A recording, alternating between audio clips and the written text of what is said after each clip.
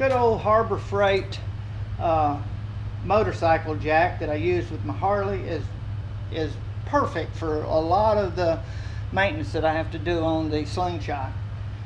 Now, to get this rear wheel up enough that I can spin it to watch for my alignment, this is the position that I put it in to jack it up.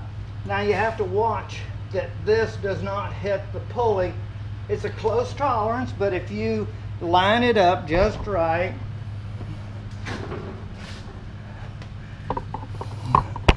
like right there, it clears the wheel. And I may just move it over just a little bit more without getting the tire. And you don't want to get your cables, so you adjust it.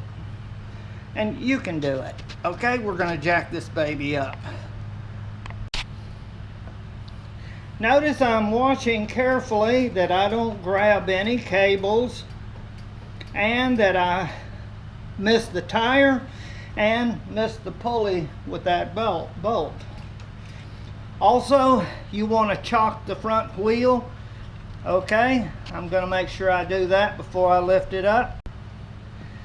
This is a very important step for your safety, is to chock the front wheel.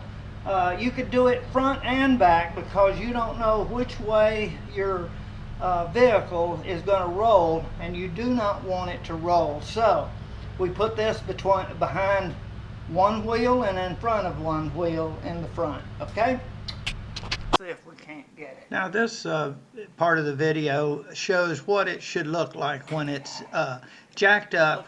Maybe about 2 inches is all you need. Okay. And you can see that the reason for jacking the rear pulley assembly up by the swing arm is to make adjustments of alignment and tension.